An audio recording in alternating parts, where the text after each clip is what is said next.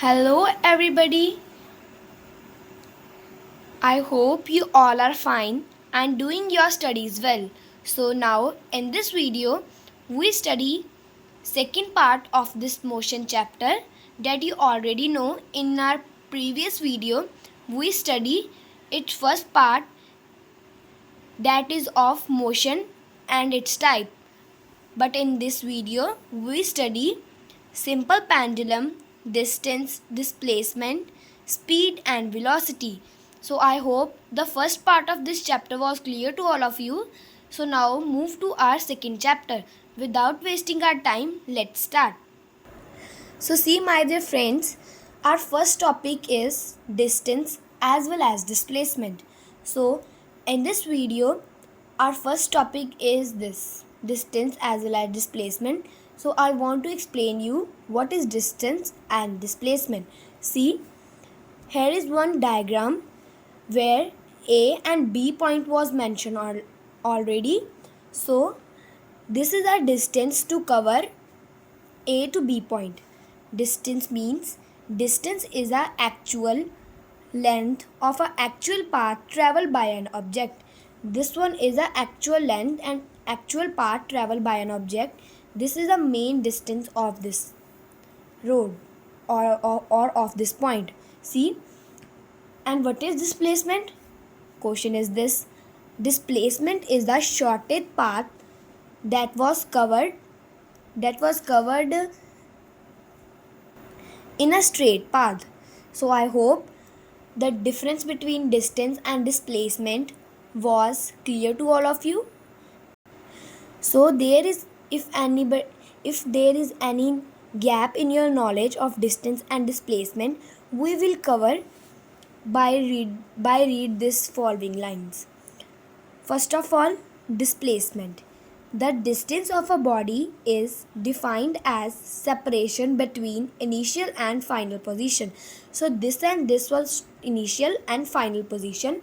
So इन positions के अंदर हमको एक शॉर्टेस्ट पाथ मिल रहा है जो कि एक स्ट्रेट लाइन में कवर किया जा रहा है, उसको हम कहते हैं displacement. I hope this is clear. So our second point, shortest path to cover distance is called displacement. So I already explained you that shortest path to cover all the distance in short is known as displacement. So now move to our next topic, that is of distance. So what is distance? Distance is the actual length of actual path traveled by an object. So this is this road is the actual length of this point's actual length, okay, which was traveled by an object. ठीक है. What is this? It is a scalar quantity.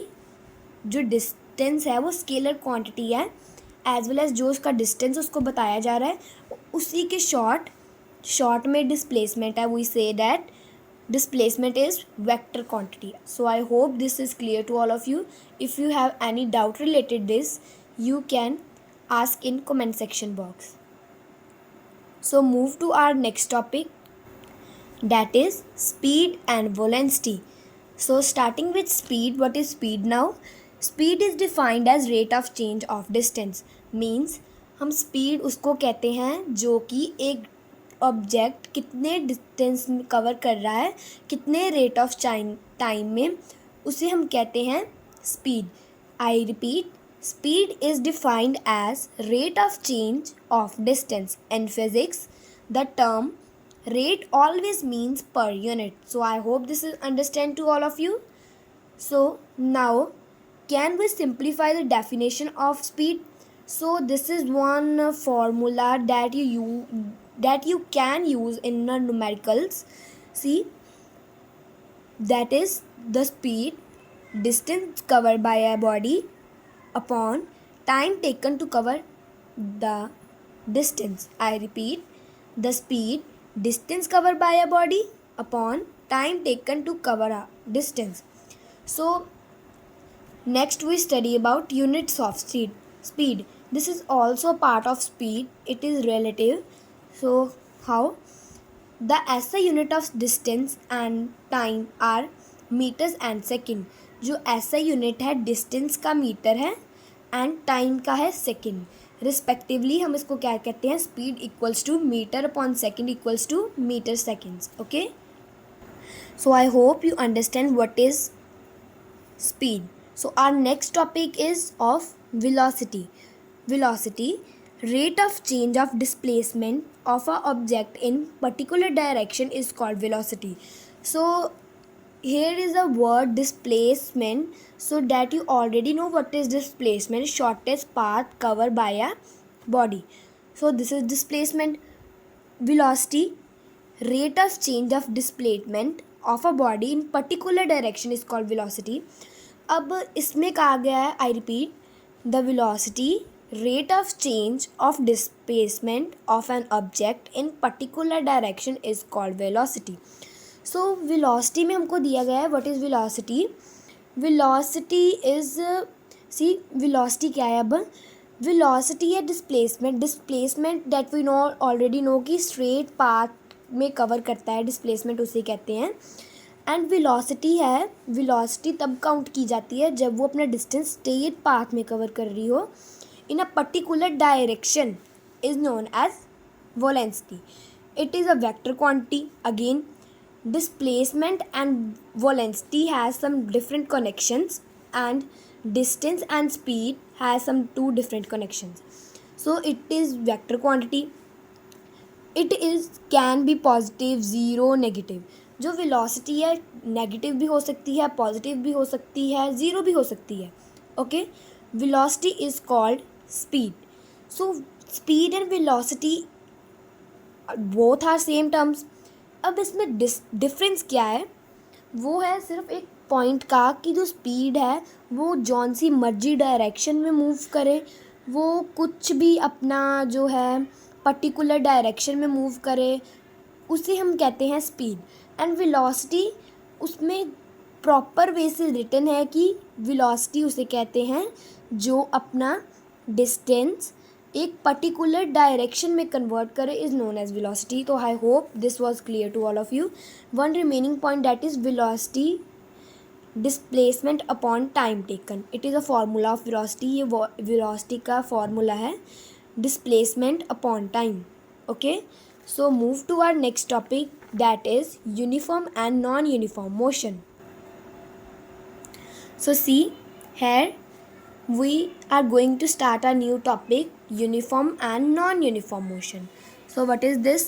The motion of a body is said to be a uniform when its velocity remain constant. So see इसमें क्या है कि uniform motion क्या होता है जब उसकी वेलोसिटी हम पढ़ चुके हैं. What is velocity? स्पीड की तरह ही होती है, जस्ट उसकी direction is same. Okay, velocity remains constant. अब वेलोसिटी की तरह यूनिफॉर्म मोशन में भी क्या है, कांस्टेंट रहना चाहिए. सो इसके 2 पॉइंट्स है जिससे पता लगता है कि ये यूनिफॉर्म है या फिर नॉन यूनिफॉर्म है. सी, ये यूनिफॉर्म मोशन है, इसको हम एक्सप्लेन करने जा रहे हैं. The speed of a body is constant. So I have already discuss with you कि जब एक ऑब्जेक्ट की स्पीड कांस्टेंट रहेगी, ना ज़्यादा तेज़ ना ज़्यादा स्लो ना फास्ट, उसे हम कहते हैं uniform motion. And when the direction of a bodies remain the same.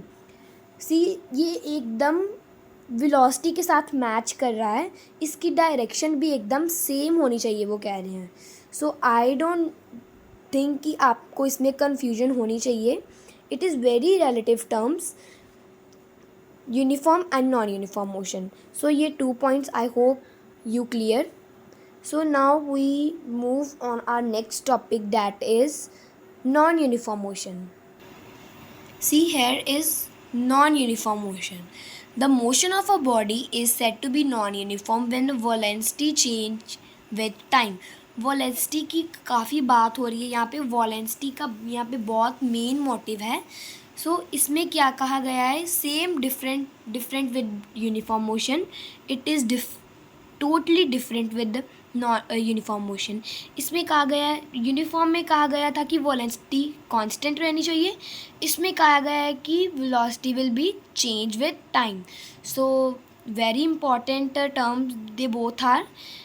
when a motion of a body is said to be as uniform when velocity remain constant, and non-uniform motion of the body is non-uniform when velocity change.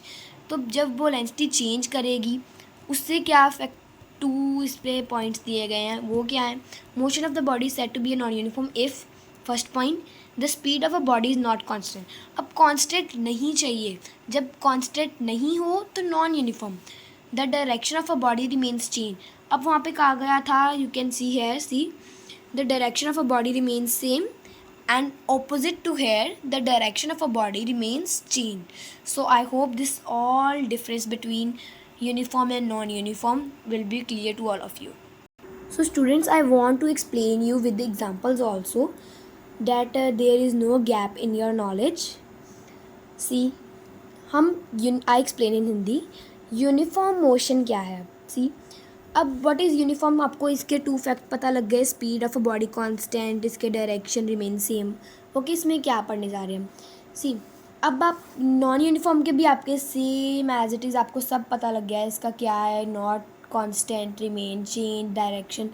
सो इसके regarding मेरी आपसे query है. Okay, so सी, अब आप घर से, मतलब आप डेली स्कूल जाते हो, आप बच्चे हो, ठीक है, स्कूल जाते हो, कॉलेज जाते हो, कहीं भी जाते हो, आप स्कूल जाते हो, तो आपको क्या लगता है, आप यूनिफॉर्म मोशन में जाते हो या फिर नॉन यूनिफॉर्म मोशन में जाते हो? Yes, absolutely right. आप क्या किस मोशन में जाते हो? नॉन यूनिफॉर्म मोशन में. वाई नॉन यूनिफॉर्म मोशन में इसलिए जाते हो बिकॉज आपकी स्पीड जो है, सी, नॉन यूनिफॉर्म में इसलिए जाते हो बिकॉज आपकी स्पीड जो है वो कांस्टेंट नहीं होती. ओके, जब टर्न हो तो आप टर्न करते हो, स्पीड कम होती है, ठीक है. जब आप प्लेन रोड हो, ऑल क्लीन रोड, तो तब आपकी स्पीड ज़्यादा होती है, means not constant speed. So one more query. So this is very important. If you are giving answer by own, अगर आप इसके आंसर्स खुद दे रहे हो, खुद सोच रहे हो, खुद दिमाग लगा रहे हो, सो इट मीन्स आपको ये टॉपिक क्लियर है. ओके, सी, अब एक और है. इफ़ आप रॉक को नीचे से ऊपर की तरफ फेंक रहे हो, मीन्स इन द स्काई, काफ़ी बच्चे करते भी होंगे ऐसे, मतलब पावर लगाते हैं, wasting of energy. So see what happen, आप एक स्टोन है, आप उसको ऊपर की तरफ फेंक रहे हो, आपको क्या लगता है वो यूनिफॉर्म मोशन में जा रहा है कि नॉन यूनिफॉर्म मोशन में? सोचो सोचो, जल्दी से सोच लिया? सो सी, वो मोस्ट ऑफ द स्टूडेंट्स को लग रहा होगा कि वो यूनिफॉर्म मोशन में जा रहा है, बट नो, ये नॉन यूनिफॉर्म मोशन में जा रहा है. जिनका आंसर यूनिफॉर्म था वो प्लीज़ एक बार रीचेक करें, सोचें. मैं बताती हूँ क्यों, जल्दी से सोचो पहले जिनका गलत है. यस, ये नॉन यूनिफॉर्म मोशन में जा रहा है बिकॉज यूनिफॉर्म में क्या होता है, स्पीड रिमेन कांस्टेंट. तो अगर हम थ्रो करेंगे उसकी स्पीड रुकेगी नहीं, फिर तो वो स्पेस में पहुंच जाएगी नहीं ना, स्पेस में नहीं पहुंचता वो, इसलिए वो नॉन यूनिफॉर्म मोशन में जाता है. एंड व्हेन वो ऊपर की तरफ जा रहा होता है, पहले स्पीड ऊपर जाती है, फिर हवा का उसका अट्रैक्शन उसको लग रहा है, एयर प्रेशर, एटमॉस्फेरिक प्रेशर लग रहा है, तो वो उसकी स्पीड थोड़ी सी कम होती है. फिर जब नीचे आता है ग्रेविटी उसको पुल करती है, तब उसकी ज़्यादा होती है. तो वैसे भी ये क्या है, नॉन यूनिफॉर्म मोशन में है. जो स्टोन था वो नॉन यूनिफॉर्म मोशन में चल रहा था. डैट आई ऑलरेडी एक्सप्लेन कि व्हेन आपने उसको ऊपर फेंका, अगर वो यूनिफॉर्म है तो फिर वो कांस्टेंट, फिर तो वो स्पेस में पहुंच जाएगा ना. हम इसको स्पेस में नहीं पहुंचाना है, वो पहुंच भी नहीं सकता because it is travelling in non uniform motion. तो I hope this is clear to all of you. So at the end of this video I give you one question that you have answer in the comment section box. Don't forget to answer. So before the video we have one topic more, that is of pendulum, simple pendulum. So without wasting time, let's start our new topic. So see, here we are on our pendulum. now we are start studying what is pendulum, two types of pendulum, simple pendulum, second pendulum, oscillation, time period क्या होता है, सब we are discussing in this chapter, in this topic. So see here, what is simple pendulum? Simple pendulum was divided into two types. First is simple pendulum. Pendulum was divided into two parts. First is simple pendulum, second one is second pendulum. So I am not judging its position or second, its name is also a second pendulum. So first of all we are going to start simple pendulum. What is simple pendulum? Oscillation कैसे होती है, वो किस पे depend करता है, किस पे नहीं करता. Let's start. Simple pendulum definition. A simple pendulum consists a small heavy spherical called the bob. So एक सिंपल पेंडुलम क्या है? अब सिंपल पेंडुलम के क्या होता है, उसमें अंदर एक बॉब लगा होता है. ठीक है, छोटा सा बॉब लगा होता है, छोटा सा सर्कल होता है, उसे हम क्या कहते हैं? बॉब. और जो ये पेंडुलम है ये क्या करता है? फ्रीली ऑसिलेट करता है. तो हम एक आपको पिक दिखाएंगे, उससे आपको ये अच्छे से अंडरस्टैंड हो जाएगा.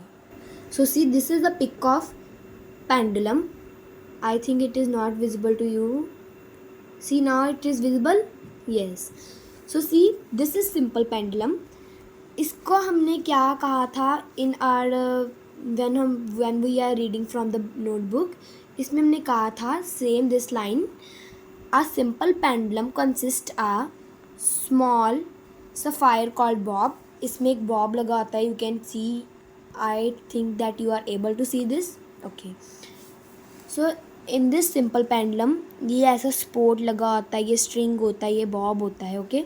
Simple pendulum consist of small heavy spherical bob. Okay. So इसमें बॉब लगा होता है, इसका स्ट्रिंग होता है, काफ़ी कुछ होता है सिंपल पेंडुलम में. But in simple pendulum there is one thing कि इसमें ना वो नहीं, मतलब कि इसमें कोई इसकी लेंथ का पता नहीं होता, कितनी लेंथ है इसकी, कितना मास है बॉब का. ये just a normal pendulum. This is pendulum. So one more thing, see this one area is known as altitude. जब हम इस पेंडुलम को इधर से इधर करेंगे, मतलब कि इधर से इधर करेंगे, इसको हम छोड़ेंगे, तो इसके अंदर जो डिस्टेंस होगा उसे हम क्या कहेंगे? एल्टीट्यूड. रिमेंबर. सो नेक्स्ट हम आ जाते हैं इसकी one oscillation. One oscillation of a pendulum can be describe as motion from A to B back to A. You can see है able A to B and back B to A. I hope this is clear. Now second point, इसमें है C to A, B to C. C to A, B to C. मतलब C to A to B, B to C. So I hope this is clear. And इसमें क्या होता है, I want to explain you in brief. जब एक pendulum अपनी rest position पे होता है उसे हम क्या कहते हैं? Main position. क्या कहते हैं? Main position. सो ये मेन पोजीशन कब कहते हैं हम पेंडुलम को? जब वो रेस्ट पे होता है. So now same as it book, अब हम इसके टाइम पीरियड पढ़ेंगे. The time period taken in pendulum to complete one oscillation is called time period. जब एक पेंडुलम ऑसिलेट कर लेता है, अपनी एक ऑसिलेशन कंप्लीट करता है, लाइक सी हेयर, एक इधर से इधर एक ऑसिलेशन कंप्लीट हो गई, उसे हम क्या कहते हैं? Time period, represented with T. Okay. So see here is some points you can able to see. I think see, time period depend on length of the pendulum. Time period क्या करता है? लेंथ पे depend करता है. ये altitude पे depend नहीं करता. एल्टीट्यूड छोटा है, लंबा है, जैसा मर्जी हो, no problem. Everything is clear. Time period does not depend on mass of bob. Bob का मास जितना भी हो, it not depend. Okay. So here is one point, when a pendulum is at rest it is mean as mean position. I have already explain you कि जब pendulum rest पे होता है उसे हम कहते हैं mean position. So our second type of pendulum, that is second pendulum. So now we some thorough read. The pendulum with the time period exactly 2 second is called pendulum. It has length to close 1 metre. जो इसकी string होती है, मतलब जो इसकी firstly read pendulum exact 1 second swing one side to another. इसको one side to another swing करने में 1 side 1 second, second side 2 second, so totally 2 second लेता है ये. Here is also explain. 2 second लेता है एक ऑसिलेशन कंप्लीट करने के लिए simple pendulum. Okay, so here it has, I have explained both 2 points. Third one, you can make a second pendulum by keeping the length of string close to 99 meter. So इसमें 99 metre की length होती है. और जो दूसरा simple pendulum है, it is normal like a pendulum. इसमें कोई डिफरेंस नहीं है. यहाँ पे हमको लेंथ बताई गई है, उसकी 1 ऑसिलेशन बताई गई है. इसका सब कुछ यहाँ पे क्लियर है. सो यही हमारा लास्ट टॉपिक था, second pendulum. I hope this is clear. So if you want, I repeat again. Pendulum with the time period exactly 2 seconds is pendulum. It has length to close 1 meter. Such pendulum take exact time 1 second to swing one side, another side 2 seconds करती है. You can make 1 second pendulum by keeping the length string close to 99 meter. 99 metre की उसकी क्या होती है, length होती है. Students, your question is, give one example of uniform and give one example of non-uniform motion. Students, with this our chapter is complete, and don't forget to answer in comment section. The names of answering students will be announced in next class. So I hope this all chapter was clear to you. If you have any doubt, you can ask in comment section. And don't forget to like, subscribe and share this channel. Thank you. मिलते हैं आपको next video में. तब तक के लिए bye bye.